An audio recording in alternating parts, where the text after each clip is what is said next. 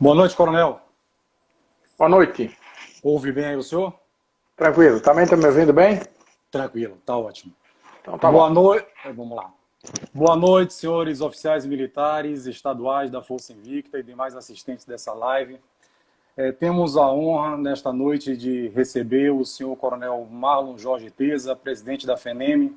Senhor coronel, é uma honra para a Força Invicta, seus 3.829 associados, representados na pessoa do nosso presidente da diretoria executiva, o Major Copérnico Mota, tê-lo, senhor, nessa nossa quarta live, e com o tema que é muito querido do senhor, né? Não sei porquê, né? O senhor vai dizer daqui a pouco, o Sistema de Proteção Social dos Militares dos Estados, do Distrito Federal e dos Territórios. Senhor coronel, a Força Invicta tem como costume, da mesma forma que a CORS e outras associações, fazer reuniões regionais para deixar o associado sempre por dentro dos temas que trabalhamos de forma recorrente e esclarecermos dúvidas de temas que surgem no momento. Com a pandemia, fomos surpreendidos. Tínhamos planejado reuniões para abril e maio, fomos surpreendidos. E aí pensamos como fazer. E a diretoria executiva decidiu por realizar estas lives para abordarmos os temas recorrentes e alguns outros também que têm surgido ao longo desta pandemia. Como eu disse ao senhor, estamos na quarta live. Vou fazer aqui uma leitura resumida. Eu fiz um resumo aqui, um recorte no currículo do senhor, porque senão teríamos que ocupar aqui boa parte da live fazendo a leitura. Estamos aqui com a presença do coronel Marlon Jorge Teza, como eu disse, é o presidente da FENEM, Federação Nacional das Entidades dos Oficiais Militares Estaduais, que reúne mais de 40 entidades nos 26 estados da Federação e Distrito Federal, reunindo mais de 66 mil associados, oficiais associados. Coronel, eu li algum local que já chegamos a 48 entidades e já chegamos na casa dos 70 mil, é verdade? É verdade. Nós temos o segundo último levantamento, temos 76 mil oficiais e nós temos 11 entidades que também têm praça no seu quadro associativo. Então, ótimo. Então, atualizando os dados, né, já somos 76 mil oficiais militares filiados à FENEM. Coronel, vamos aqui continuando, dando continuidade ao currículo do senhor. O coronel Marlon é especialista em gestão da segurança pública, bacharel em direito. Atividades profissionais, o coronel comandou diversas unidades operacionais e unidades estratégicas. Eu colocaria aqui como um destaque, até porque foi a unidade onde eu trabalhei por maior parte da minha carreira, na corregedoria. E o coronel Marlon foi o corregedor-chefe da Polícia Militar de Santa Catarina. Honrarias, diversas medalhas. Coronel, eu vi aqui um total de, entre medalhas da PM Santa Catarina, co-irmãs e instituições civis, totalizou aqui, pela minha conta, 49 medalhas. Eu vou aqui destacar uma aqui que eu sei que o senhor tem em autoestima, que é a medalha Tiradentes, de mérito intelectual, pela primeira colocação no curso superior de Polícia Militar, realizado na Brigada Militar do Rio Grande do Sul. Foi. Então, para representar essas 49 condecorações, possui também diversas obras técnicas. E para eu resumir todas elas, se não vamos avançar muito na live, eu tenho certeza que o senhor tem em autoestima o livro Temas de Polícia Militar, que foi lançado em 2011 e já se encontra em sua segunda edição. Verdade. Antes de passar a palavra ao senhor, eu vou fazer aqui um preâmbulo, né? uma grande pergunta, né? E depois, ao final, eu faria aqui algumas que estão pairando algumas dúvidas. Muita gente boa, comandante, não está conseguindo interpretar devidamente o sistema de proteção social dos militares estaduais. Então, por isso, já fizemos uma primeira live, por isso que eu convido aqui o senhor, né, para poder esclarecer a todos, né? Eu também estou percebendo que algumas outras unidades da federação está acontecendo o mesmo problema. Então, por isso que eu fiz o convite para o senhor hoje. Então, sem deixarmos de destacar a contribuição, sem exceção, de todos os representantes das diversas associações filiadas à FENEM, seus diretores, da nossa bancada militar estadual, tanto na Câmara como no Senado, né? Fazendo aqui o destaque merecido ao senador Major Olímpio, que desde deputado federal deixou o seu gabinete à disposição da FENEME para suas diversas reuniões. E no Senado Federal, para quem não conhece, acessar a Câmara é fácil. Agora, no Senado, ou tem a liberação do gabinete do senador ou não adentra. E o gabinete do senador Major Olímpio, eu tive a oportunidade de visitar por umas 3 ou 4 oportunidades, não tive qualquer tipo de problema. Então, o senador Olímpio sempre disponibilizou o gabinete dele para os trabalhos que foram liderados, né, pelo Coronel Marlon, tendo como vice-presidente o Coronel Ronaldo, da Polícia de Minas Gerais, e como co-participante o Coronel Miller, né? Não poderíamos deixar de fazer referência ao Coronel Miller, né? Eu não gosto muito de falar nomes porque senão cometemos, né, algumas injustiças e não fazer referência, mas teria muitas pessoas a fazer referência aqui. Então, Coronel, resumidamente, eu gostaria que o senhor explicasse aos nossos associados e demais assistentes dessa live em que consiste, primeiro, o histórico, né? Como chegamos à realização desse sonho. Um sonho antigo que se concretizou no dia 16 de dezembro de 2019, quando foi sancionado pelo presidente da República, o PL 1645 se transformou na Lei 13.954. Então, o sonho é a realidade. Agora, o que era sonho é a realidade. Então, como se construiu, em que consiste o sistema de proteção social dos militares estaduais e quais são os seus princípios norteadores? Então, seja bem-vindo, passo ao senhor a palavra. Obrigado. Eu queria agradecer o convite, dar uma boa noite a todos que estão nos acompanhando agora, de modo muito especial aos nossos militares do estado da Bahia, que participaram ativamente, né, durante esse período de construção desse sistema de proteção social através de uma emenda constitucional que propiciou e depois através do próprio projeto de lei que nós fomos inseridos e conseguimos alterar a nossa 667, né, através da nova lei que você mesmo citou. Interessante, você já fez os agradecimentos, né, mas eu queria novamente agradecer todos da diretoria, os parlamentares que participaram disso e principalmente das entidades que nos deram suporte, das entidades filiadas e até as não filiadas de praças que nos deram suporte. Nessa foi uma verdadeira batalha. E o Conselho Nacional de Comandantes Gerais, Liga Bom, enfim, que também participou ativamente de toda essa luta, né, que demorou, muitos pensam que demorou poucos meses, não, ela demorou mais de 3 anos. Por quê? Porque ela, como você bem falou, nós tivemos primeiro uma PEC apresentada no governo Temer, que ela simplesmente essa proposta de emenda constitucional, que não avançou, ela nos colocava, comumente se diz, na vala comum, né? Dizia que os militares dos estados, eles eram servidores, como tal, teriam que ser tratados, regime próprio de previdência e todas as regras que incumbiam aos servidores e mesmo tendo uma série de vedações constitucionais nas suas vidas, que todo mundo sobejamente conhece. Então nós começamos lá atrás, e começamos mal, muito mal, e foi um ensinamento. Quando ela foi interrompida, essa proposta de emenda constitucional, por não ter um ambiente de aprovação, nós nos organizamos. E nós notamos, acho que é bom fazer esse comentário para entender, né, que não foi fácil e por que nós chegamos onde chegamos. Na verdade, na ocasião, o que nós estamos falhando? Nós temos que melhorar o nosso discurso proativo no sentido de, em primeiro lugar, fazer um convencimento e fazer uma reprodução do que nós queremos para o nosso público interno. Porque o próprio militar não sabia bem por que ele tinha que ser diferente, ele não tinha detalhado isso. E o parlamentar, como todos conhecem, onde tanto na Câmara como no Senado, ele quer que a gente diga objetivamente o porquê e o que a gente quer, né? E o porquê que nós queremos, quais são os argumentos.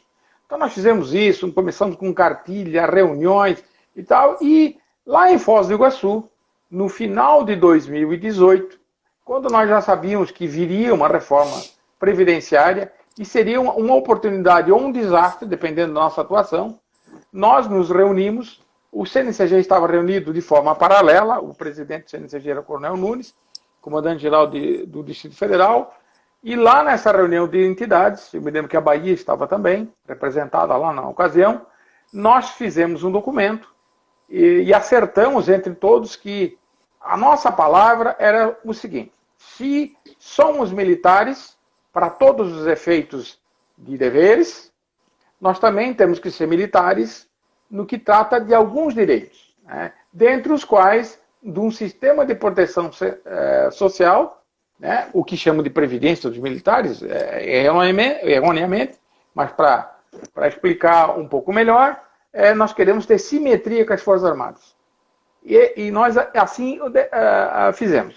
E o presidente já tinha sido eleito, o presidente atual, e nós já tínhamos feito esse relacionamento com os parlamentares que tinham sido eleitos, com os nossos deputados federais, senadores, enfim, e começamos a dizer para todo mundo o que nós queríamos. Nós queremos simetria. Inclusive, nós sabíamos que dentro dessa simetria almejada, nós teríamos também alguns pequenos ônus, num primeiro momento, mas que, num segundo momento, nós resolveríamos uma situação que estava muito complicada em muitos estados, onde paridade praticamente não tinha mais, onde não tinha mais as pensionistas estão sendo tratadas de como fosse uma pensionista de servidor, não como uma pensionista de militar, não havia mais integralidade em muitos lugares. Muitos estados já estavam e era recorrente fazer uma previdência complementar, né? Ou seja, cada vez igualando mais ao servidor e ao mundo civil, mesmo nós não tendo alguns direitos. E então nós conseguimos emplacar, digamos assim, nesse primeiro momento, isso. Quando saiu a reforma em fevereiro de 2019, e nós trabalhamos nesse período, né, de recesso parlamentar, inclusive, o Coronel Miller trabalhou muito, foi o grande, como assessor e como conhecedor, vasto conhecimento que tem do trâmite de matérias dentro do Congresso Nacional. A gente já trabalhou lá desde novembro de 2018. Fomos trabalhando com vencimento, depois com o ministro da Economia, Ministério da Economia, os nossos parlamentares e Major Olímpio, né, que é um senador, nos ajudou imensamente, e os comandantes também embarcaram nesse mesmo discurso, né, porque era um discurso justo, né, para os militares, e nós então conseguimos que já viesse dentro da emenda constitucional, na proposta, a PEC 06, né, 2019, já viéssemos lá dentro de uma forma destacada e com simetria quase total com as Forças Armadas. Ocorre que, no decorrer da tramitação dessa PEC 06, foi se notando que tinha algumas inconsistências que podiam trazer alguns problemas. E resolver-se no caminho, sem contar detalhes aqui, resolver-se no caminho de comissão especial, que nós devíamos alterar, então, o dispositivo do artigo 22 e 21, que diz que será privativo da União, além de outros que já estavam lá, né, como organização, normas gerais de organização, efetivo, material bélico, mobilização, enfim, das polícias militares e corpos de bombeiros, que também seria privativo da União legislar sobre inatividades e pensões, no plural, das polícias militares e corpos de bombeiros militares. Ou seja, normas gerais da União que ditam as normas que o Estado vai legislar no que sobrar, e coisa como é o processo legislativo legal brasileiro. E isso foi feito. E alteramos a Constituição Federal, através da emenda 103. Mas, paralelamente a isso, nós já estávamos trabalhando no Congresso. E como tinha já no Congresso tramitando o projeto de lei 1645, todo mundo já deve conhecer esse número, de 2019, que tratava das Forças Armadas, inclusive falava em aumento para eles, enfim. Ora, como nós somos simétricos, vamos se encaixar dentro disso aí. Houve uma série de conflitos, que é natural, é muito natural isso no Legislativo, mas com muita conversa, muita articulação, nós conseguimos, até falando com os militares, o Ministério da Defesa, enfim, conseguimos modificar esse pensamento e dizer, não, vocês realmente podem estar dentro disso, naquilo que couber, alterando a lei. E é aí que nós trabalhamos. Foi um trabalho, você mesmo acompanhou, um trabalho muito árduo, a Força Invicta acompanhou para e passo conosco em Brasília, Quem não viajava ficava nos seus estados convencendo os parlamentares. E nós fomos construindo até a última sessão na Câmara, eu recordo bem, quando saiu um relatório final que nós chegamos, obviamente não é 100% do que se quer, mas ficou razoavelmente bom, porque nós fizemos uma lei que vai favorecer uma geração, né? E vai consertar vários problemas que nós tínhamos em todo o Brasil, em vários estados já, com sérios prejuízos. Eu vou citar um, com a permissão dos capixabas. O Espírito Santo já estava na Previdência Complementar com 35 anos de serviço, sem uma regra de transição deles lá. Ou seja, já estavam na vala comum, né? Já estavam na vala comum. E há vários estados com pensionistas com o regime sendo tratados como INSS fosse, né? Com temporariedade, enfim, outros prejuízos muito grandes que eu não vou aqui narrar. E a gente conseguiu depois, foi até o último, encaixar inclusive o problema de alguns estados que as mulheres são 25 anos. Então fizemos uma regra de transição para elas, para não prejudicá-las de forma a ter que trabalhar mais, que era uma das exigências do governo federal, de alguns estados e da próprios militares federais, da cúpula dos militares. Nós chegamos então a isso, né? Alguns acham que é fácil, que foi de uma hora para outra. Não. Foi uma construção longa, muito longa, dura, desgastante, né? Viagens e viagens, visitando, desmobilizando parlamentares, de primeiro na Câmara. No Senado foi mais tranquilo, né? Mas na Câmara, que é uma casa maior, foi muito mais difícil. Foi um corpo a corpo realmente violento, nesse sentido de convencimento disso aí. E eu, no dia que foi feito, nós fizemos uma primeira reunião de nivelamento, não sei se vocês...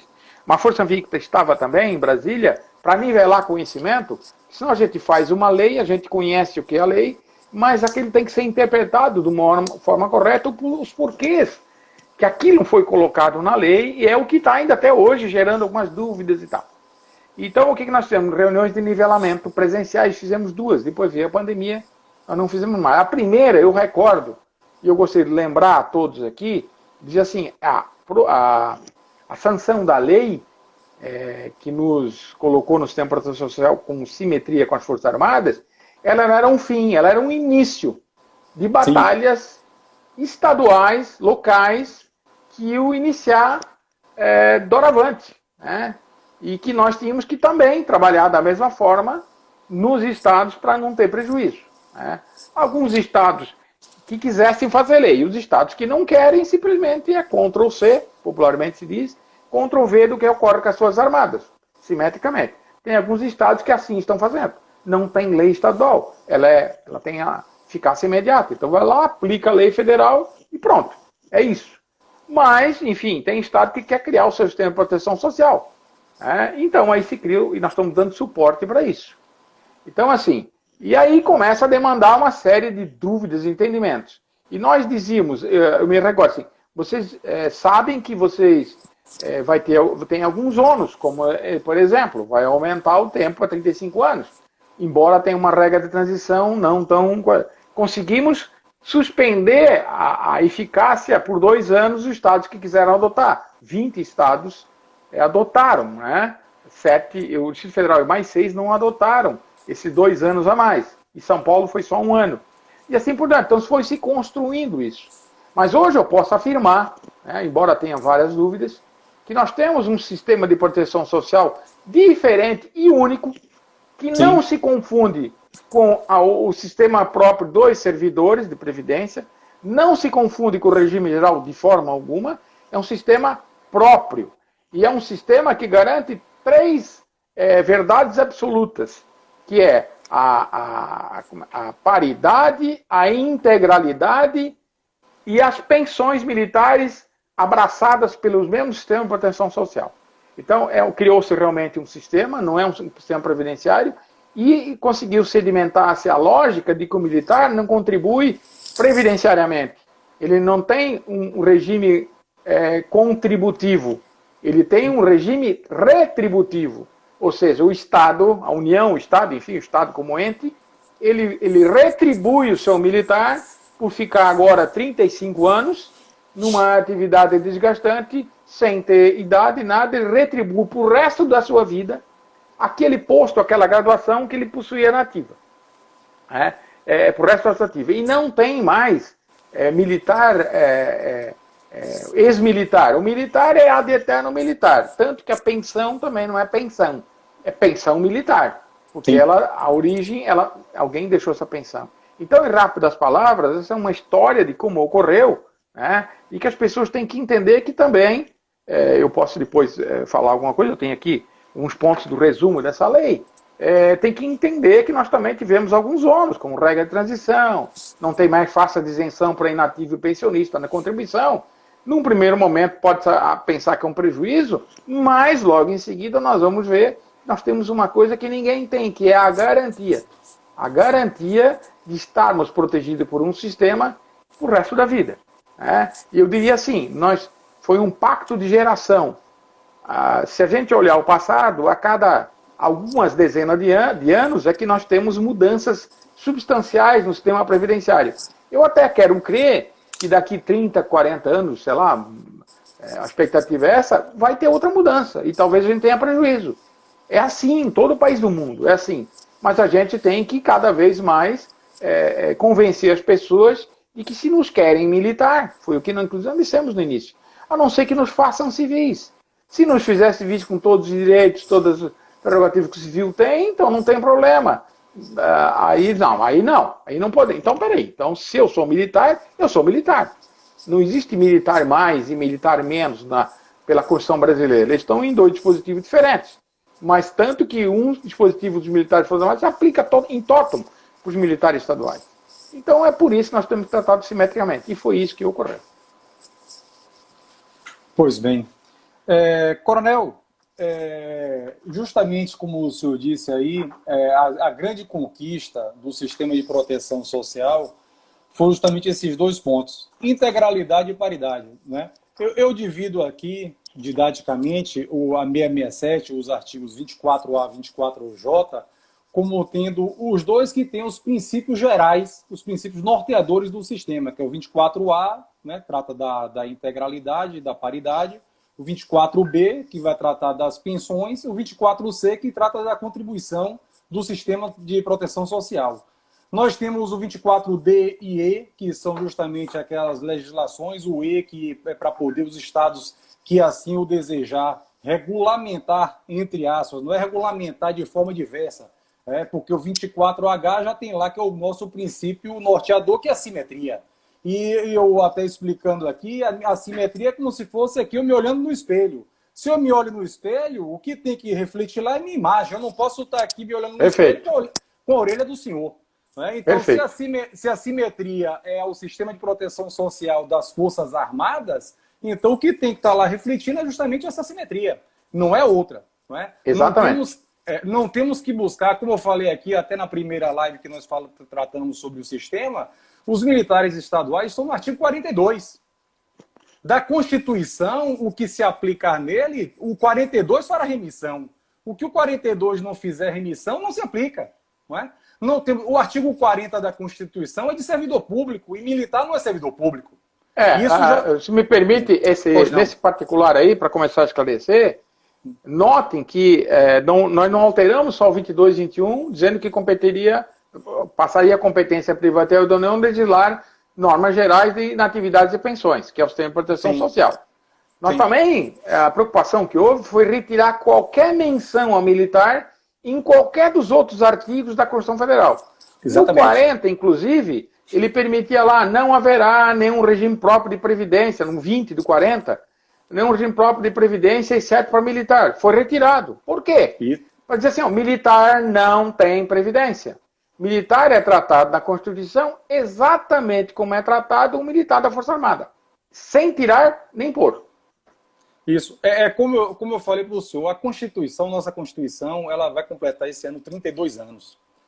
E as pessoas ainda, né, e muita gente boa, muito jurista bom, ainda não consegue interpretá-la de uma forma da forma que ela foi escrita e das formas que ela foi emendada, né?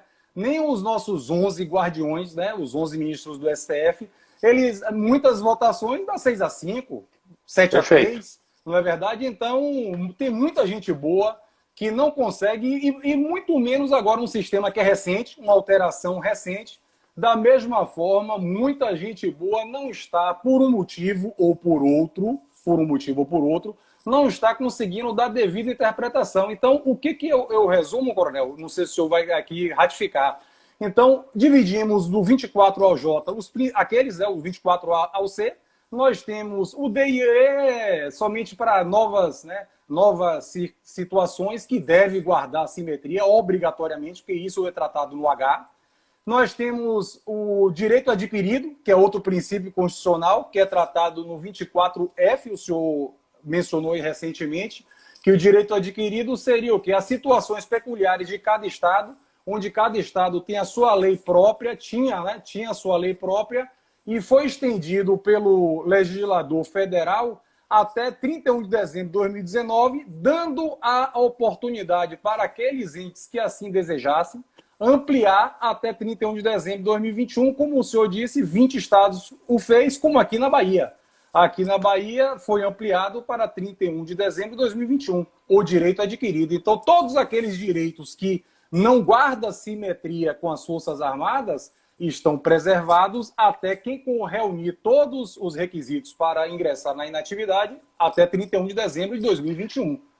Anotem, desde que não haja prejuízo. Sim, desde que não haja prejuízo. Sim, eu, assim, me permite aqui, eu anotei até 13, rapidinho, 13. Pois não. Um resumo dos 13 pontos principais que norteiam. Depois eu quero comentar sobre a lei da Bahia, do Sistema de Proteção da Bahia, algumas inconsistências que eu acho que dá para consertar. Que ela não traz reflexo imediato, mas é que no futuro ela pode trazer imediato. Até eu gostaria de fazer um comentário, que tem um estado, Tocantins, nós fizemos vários videoconferências, eu, Miller, Major Roger, lá do Rio Grande do Sul, Miller da São Paulo, que está em Brasília. Fizemos várias conversas e tal, e eles montaram uma comissão dentro da PM Bombeiro e fizeram um anteprojeto de lei, né, que ficou muito bom, que se a hora que seguir para a Assembleia Legislativa, foi uma opção deles, né? Santa Catarina, por exemplo, não tem, está aplicando sem qualquer lei, né? Já está aplicando todo o que a lei federal tem, que seria, digamos assim, um modelo nacional, até porque você falou muito bem, há muita falta de conhecimento dos próprios gestores dos regimes próprios, que eles tendem a levar para lá. Eles tendem a usar a mesma lógica. Não pode. Que não pode, que ela não tem sustentação constitucional e nem legal nenhuma.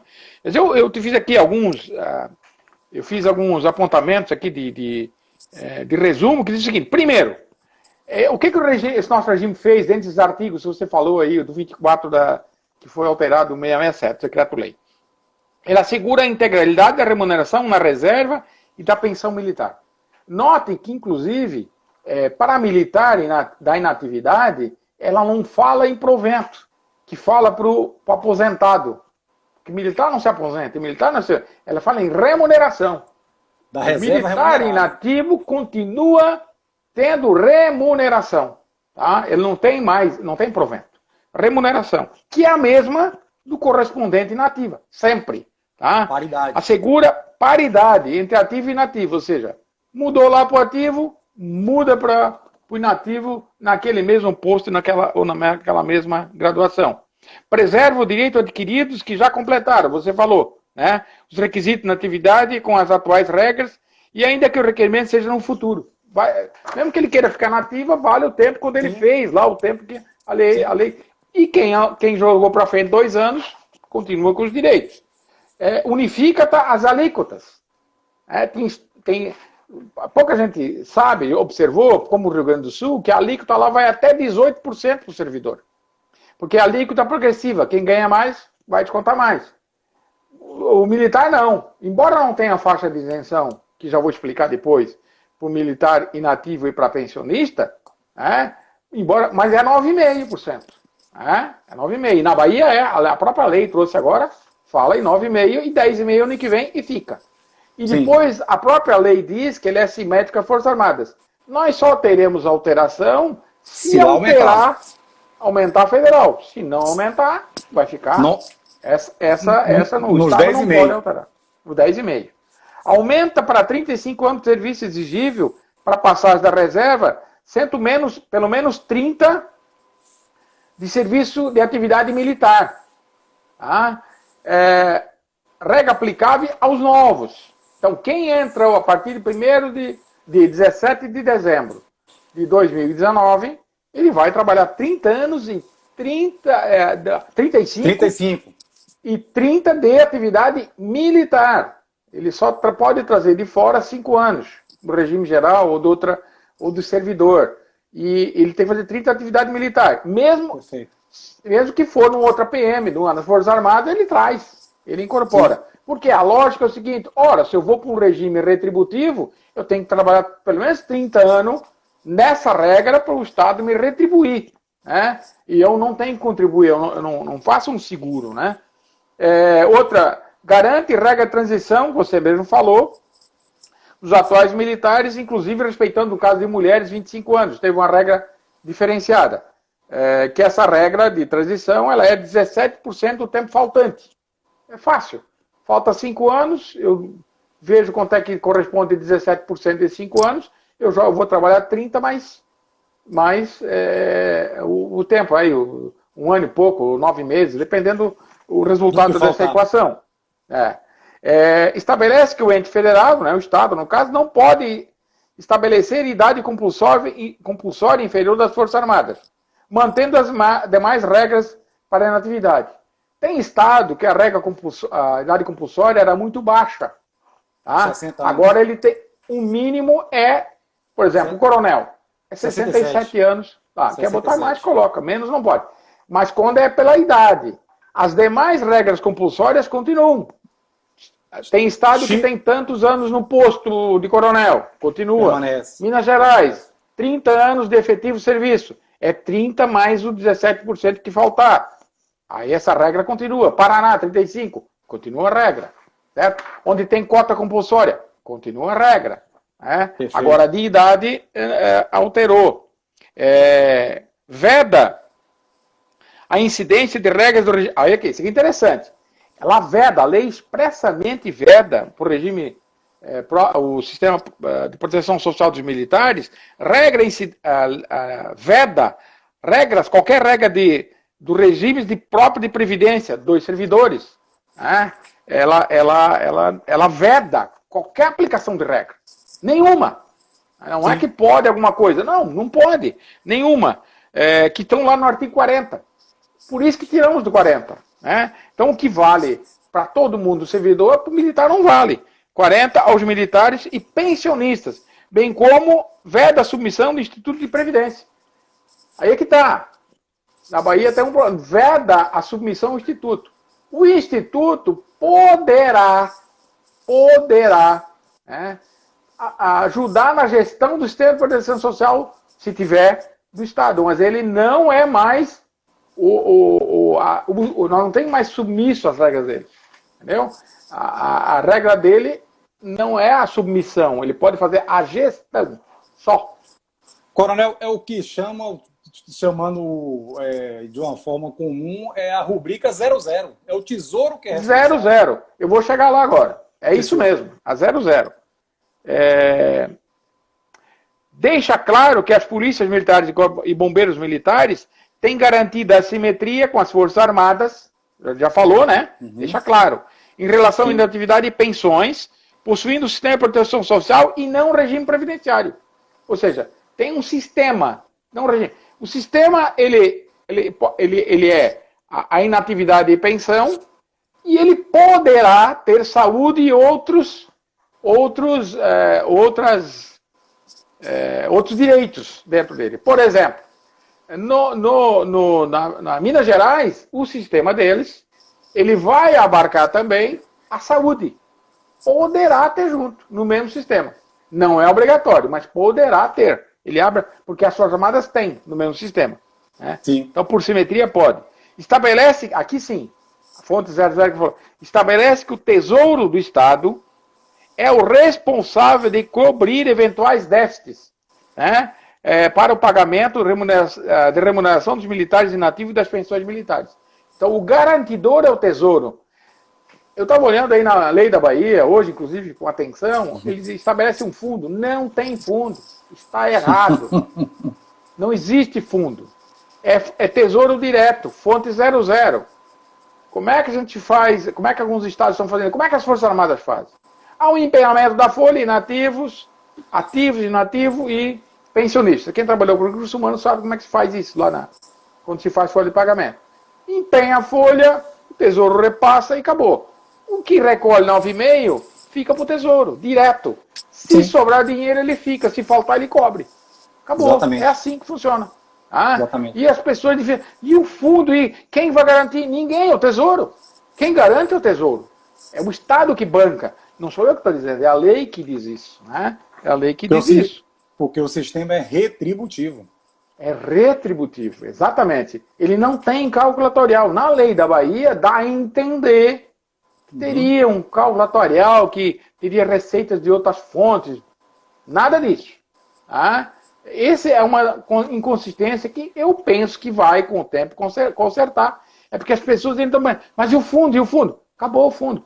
Exemplo, Espírito Santo tinha um fundo com alguns milhões de reais. Um fundo que era do regime previdenciário deles lá, dos militares.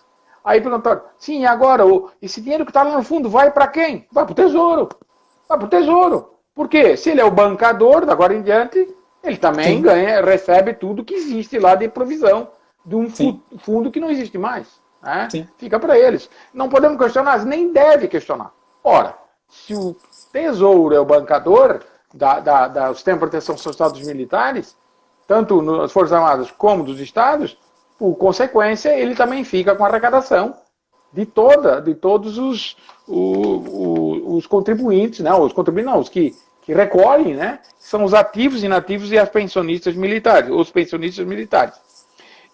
Estabelece que ficará a cargo da União a fiscalização, isso é importante, a fiscalização para que os entes federados cumpram a legislação federal contra o sistema de proteção social. Nós já temos alguns estados que teimam em não cumprir. Entendeu? Teimam em não cumprir. Maioria por desconhecimento. Né? Mas existem lá, porque fala que é a União, não diz o quê. Como hoje não foi constituído um órgão para isso, ficou com o Ministério da Economia. E ficou com a Secretaria da Previdência, embora não tenha Previdência. Porque eles disseram assim, até baixaram uma instrução normativa, 05, e diz assim, olha, o Estado que não se enquadrar, ele não vai ganhar o certificado de regularidade. Se ele não ganhar o certificado de regularidade, ele não tem acesso à linha de financiamento, ele tem uma série de impedimentos. Tem as sanções, né? Claro. Sanções, senão diz assim, eu não vou cumprir. Então agora ele vai cumprir, senão ele tem sanções. Nós já fizemos lá alguns encaminhamentos de alguns estados que estão equivocados. Nisso aí estão tentando acertar agora. Eu estou no final aqui. Autoriza que o ente federado incluir sistema de proteção social militares outros direitos como saúde e assistência, que eu falei agora. Então está autorizado, não é obrigatório, mas está autorizado. Eu sei que tem estados que estão pensando em fazer saúde também. Estão vendo de que forma fazer isso. Então poderá ser incluído.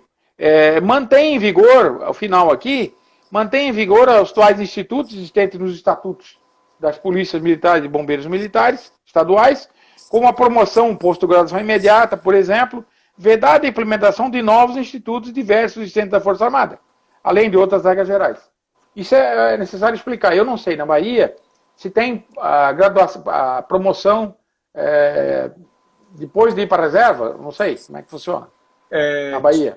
Até tinha, né? Não é promoção, é o chamado impropriamente posto imediato. Exemplo. Não, essa não é mais possível. Agora, praticamente todas as instituições policiais, elas fazem a promoção requerida, né? A requerida. Não, ou no último dia, olha, cumpriu o tempo, pediu reserva, ele é promovido e depois transferido. Num outro ato transferido para reserva. Não tem problema. Minas Gerais é assim, São Paulo é assim, vários estados dessa forma, tá? Dessa forma, isso pode. Foi tentado aqui no ano passado pela Força Invicta e vamos insistir nessa para ver se conseguimos, né? E tem esses 2 anos, tem 1 ano e 9 meses ainda para 1 ano e 6 meses, né? Para acertar isso, porque se tem os 2 anos na regra, continua na regra antiga. Né? Mas é algo que tem que ser consertado. Então, em linhas gerais, é isso que ocorre. O sistema próprio, o sistema de proteção social dos militares teve essas mudanças. Então tem que partir do princípio, para quem não entendeu, que militar não é servidor. Que militar não se submete a regime próprio de previdência. Porque a lógica é outra. A lógica lá é contributivo. Eu contribuo para ganhar um direito depois, inclusive com cálculo atuarial, e aí vai aumentando taxa como é que chama? De contribuição, pode ir a 18%. Uhum. No militar, não. É aquilo ali, o Estado está retribuindo por algo que ele fez. E vai retribuir a pensão que ele deixar por resto, ad eterno. Né? Tanto que nas pensões, note bem, a linha de sucessória de pensões, de quem tem direito e o que ela tem direito, a lei federal manda aplicar a lei, aliás, a lei federal manda que os estados apliquem a pensionista as mesmas regras das Forças Armadas. Nem dá detalhes, ó. São as mesmas regras da lei tal das Forças Armadas. Ponto.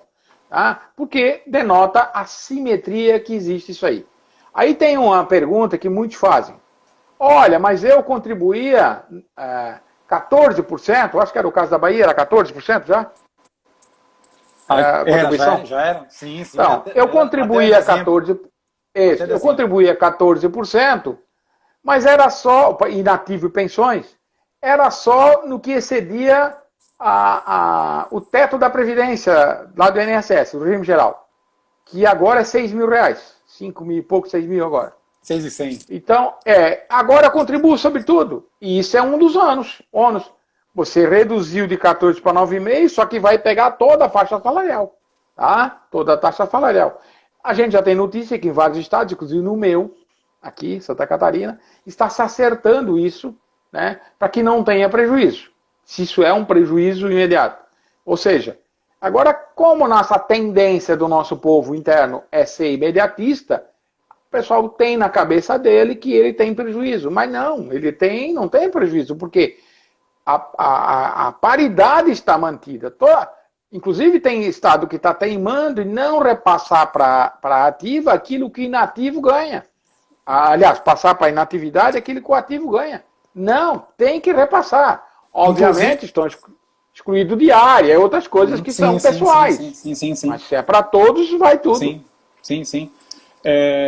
Inclusive as pensionistas. Né? As pensionistas. Inclusive, perfeito. Pensionista de major tem que perceber, a pensão dela tem que ser o equivalente da remuneração do major da ativa. Que isso tem que ser 100% o que o major da ativa...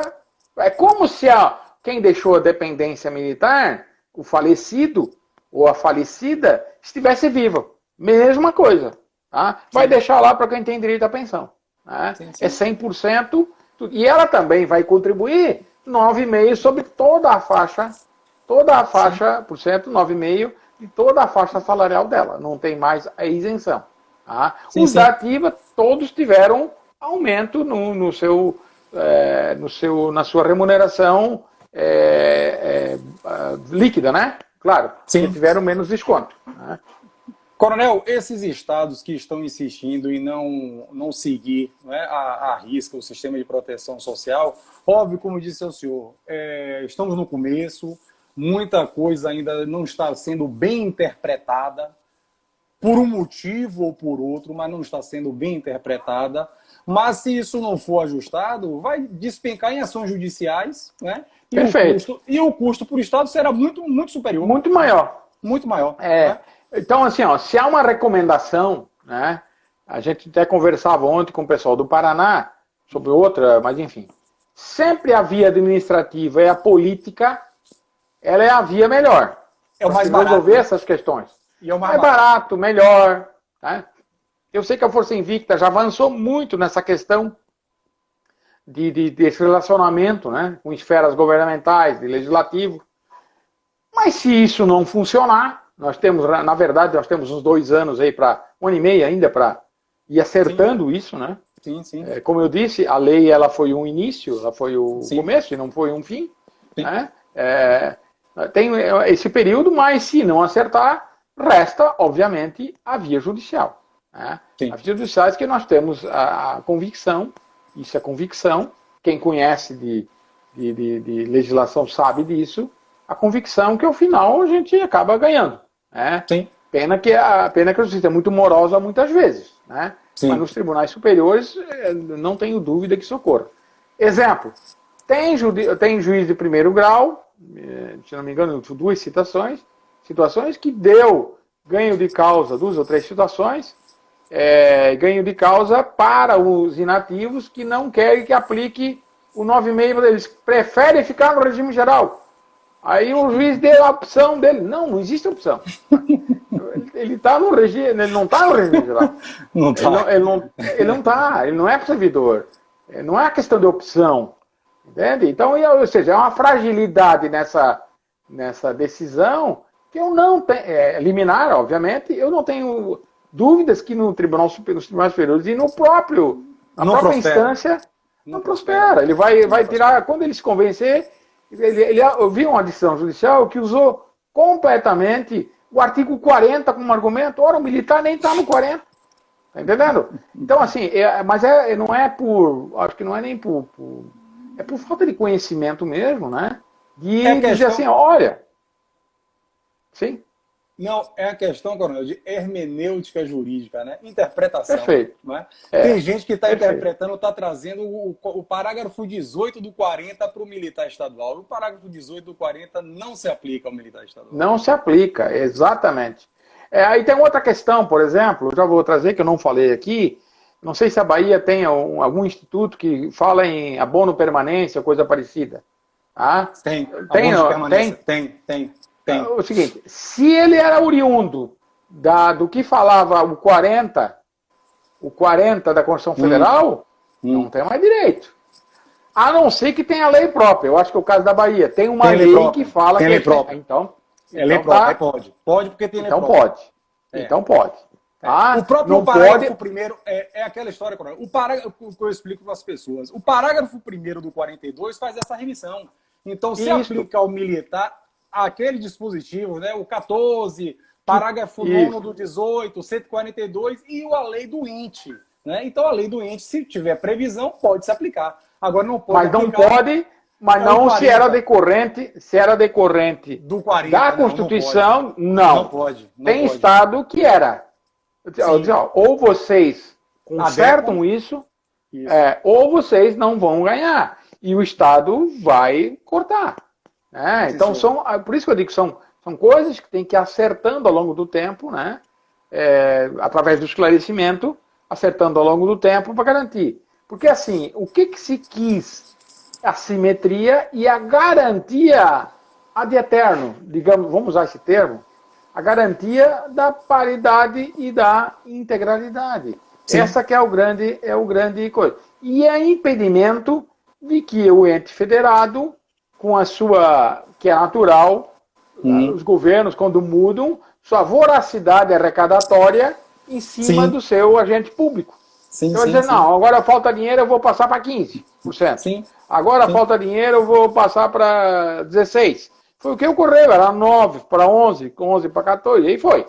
Né? Então, isso se impediu. Não, peraí, o teu limite é aqui. O teu limite é aqui. Estado Coronel, é aqui. Eu farei 2 perguntas só para sedimentar aqui, tirando duas dúvidas. Né? Uma foi até o presidente, me fez ontem, um conselheiro nosso fez uma pergunta a ele, eu disse, vamos aguardar para amanhã que será respondido na própria live. E uma outra é uma dúvida que está pairando e justamente sobre a questão da aplicabilidade imediata do 9,5%, né? 9,5% agora de 1º de janeiro. Então, farei essas 2 perguntas. Perfeito. E, primeiro lugar, a lei, né? Ou seja, o Decreto-Lei 667, o 24C, que trata da contribuição. Somente aqui eu já falei isso, mas quero que o senhor responda. Ele precisa de uma legislação, e o senhor já falou aqui, mas pode ter alguém aqui que entrou na live agora. Ele necessita de que uma lei estadual preveja ele, ou ele é de aplicação imediata? Ele é auto-aplicável. Então, Por quê? Sim. Por quê? A própria instrução normativa do Ministério da Economia diz isso. Olha, é auto-aplicável. Isso. Só que tem um detalhe. Aquele que vai contribuir mais, no caso do inativo que vai pagar mais, ele tem a noventena. Noventena. A partir de dezembro. A partir de dezembro, que esgotou agora em março. Em março. Aquele que não tem, a partir de dezembro, é 9,5. 1º de janeiro, né? No dia 1º de janeiro, aliás. É 9,5. Isso. Perfeito? O que é para melhor de imediato. Só o que vai... Isso, melhor. É melhor. O que é direito é coisa. O que não é, que é ônus, o que é bônus é imediato. O que a noventena fala no ônus. Sim. E no ônus, pessoal, e não no bônus. De taxação. Então, perfeito. É aplicação imediata. Eu soube de um estado ontem que continua 11%. Aí o pessoal, o que é 11%? Como que é? Não tem que querer. Só tem um meio de não querer. Eu até vi que tem uma pergunta aqui, eu não vou responder. Eu vi aqui. Tem estado que diz assim, não, eu não vou aplicar. Só tem uma forma de não aplicar. Ele entrar, como fez Rio Grande do Sul e Mato Grosso, tá? Eles foram para o STF liminarmente. Eles conseguiram liminarmente, e só esses dois estados, e só vale para eles, porque não é ADI. Eles entraram com uma ação civil ordinária. Né? Eles entraram com a ACO, entraram lá dizendo que nós conversamos com o ministro Barroso, foi em audiência, depois com outro ministro lá que deu também, com a mesma lógica. Disse, olha, eu vou dar precariamente uma liminar para que o Estado, então, se abstenha. Aliás, não que o Estado pode dar. Não é a decisão. A decisão foi que a União se abstenha de punir o Estado. Sim, somente isso. A União se abstenha de punir esse Estado, esse Rio Grande do Sul, se ele quiser botar uma alíquota diferente do 9,5. Certo. Só nisso. Que o resto é constitucional. Eles não. Se abstenha. Então vale só para aquele Estado a título precário. Nós temos certeza, a própria AGU foi a nosso favor. Eu tenho certeza que isso ele vai, no mérito, eu acho que nós... Em Mato Grosso também, só que em Mato Grosso houve um problema lá que a lei estadual fala em 9,5 para militar. Ou seja, aplicar aplicar a lei federal, então, quer dizer, não mudou nada. Entendeu? Certo.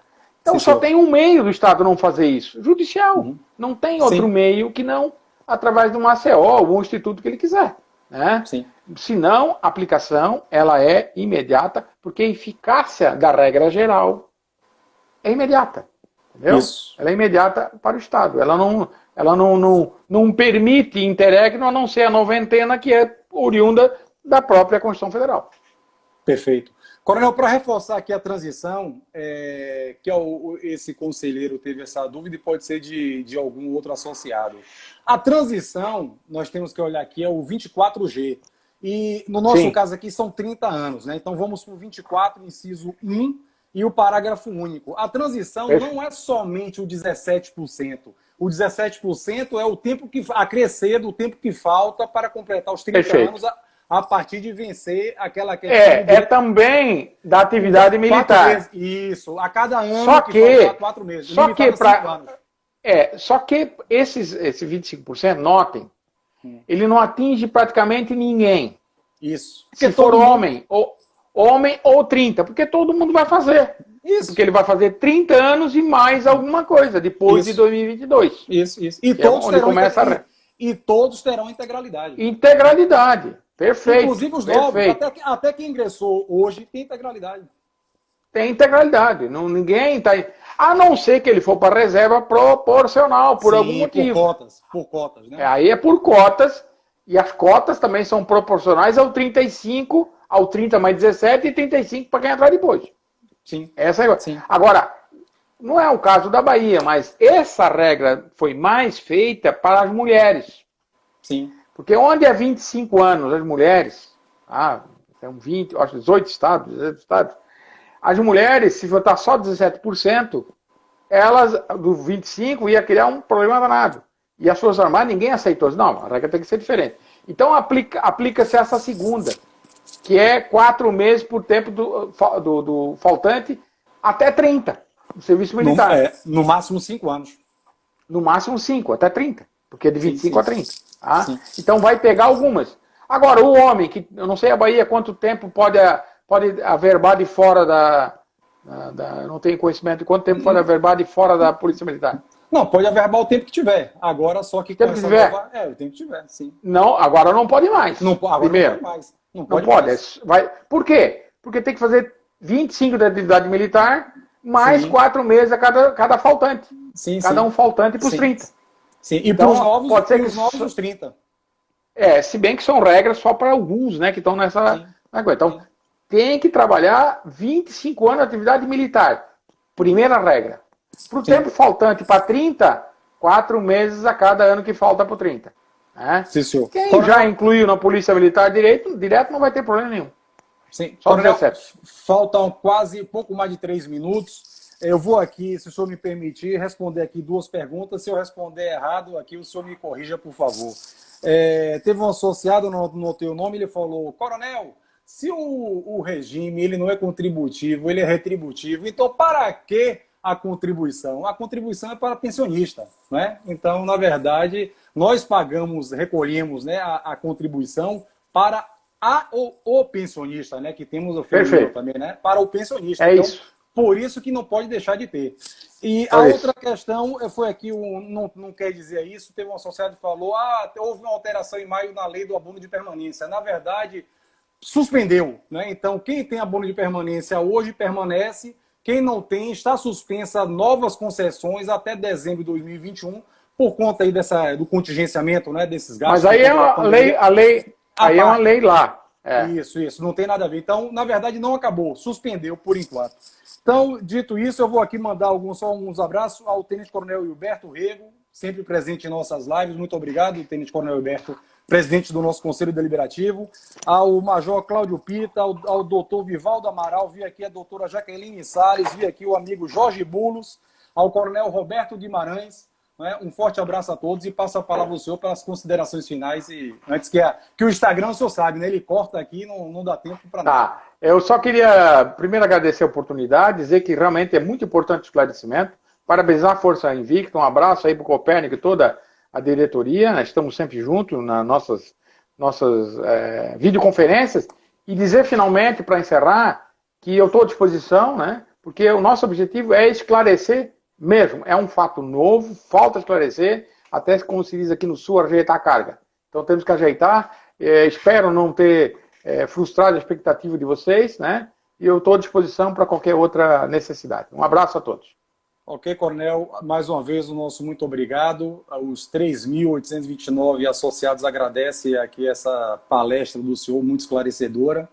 E que o senhor retorne sempre, é uma satisfação. Tomara que essa pandemia termine para nos encontrarmos lá em Brasília, lá na sede da FENEM, tomarmos aquele cafezinho. Tá joia? E para os associados aqui, na próxima quarta-feira teremos a nossa 5ª live, e a live será com a nossa advogada do Extremo Sul, doutora Jaqueline Salles, e o tema é Coronel, a candidatura do militar. O que o associado precisa saber.